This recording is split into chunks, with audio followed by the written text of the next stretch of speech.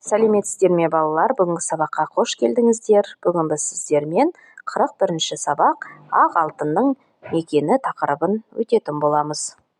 Бірінші тапсырма: мына тұжырымдардың қайсысымен келісесің? Мақта өседі, қолдан жасалады.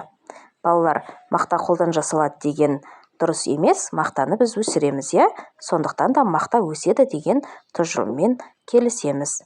Келесі екінші тапсырма: мақтадан қандай өнім алынады?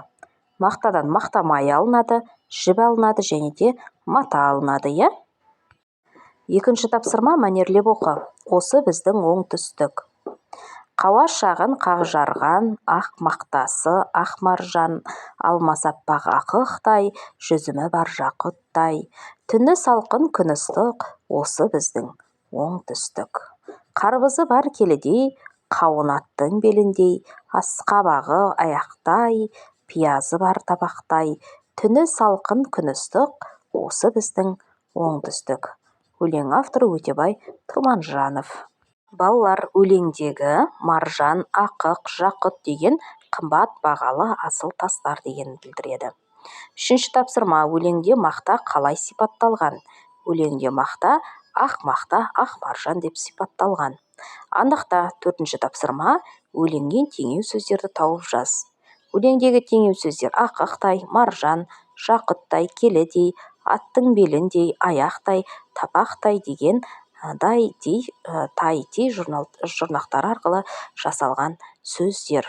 Білгенің жөн: мақта көп жылдық өсімдікке жататын бағалы талшықты дақыл. Ол Қазақстанда, Түркістан облысында ғана өсіріледі. Яғни балалар, сіздер бұдан былай білесіздер, мақта ол Қазақстандағы, яғни Түркістан облысында ғана өсіріліп шығарылатын дақыл. Бесінші тапсырма: мақтаның рөліне еніп, сурет бойынша ел мақтаған мақтамын тақырыбында әңгіме құрап айт. Мен ақ мамақты мақтамын. Жаздың шуақты күнінде мен жер бетіне бір жарып шықтым. Күннің жылы сәулесімен жердің нәрі маған күш беріп, тез өсіп, үлбіреген ақ бұлтқа ұқсап пістім. Айналамда жүрген адамдар мені көргенде қуанып, еңбек еткен диқандар мені мақтан тұтты. Менен киім де, пайдалы заттар да жасалады. Сондықтан ел мені ақ алтын деп құрметтейді. Келесі 6-шы тапсырма: қорытындыла. Мақтаны неліктен ақ алтынға теңейміз? Мақтаны алтынға теңейміз, өйткені ол адамға өте пайдалы дақыл. Одан киім мен күнделікті қажет заттар жасалып, елге үлкен пайда келеді. Сондықтан оның құны жоғары болып, халық оны ақ алтын деп атайды. Үй тапсырмасы: мақта өнімдері туралы қосымша дерек ізде.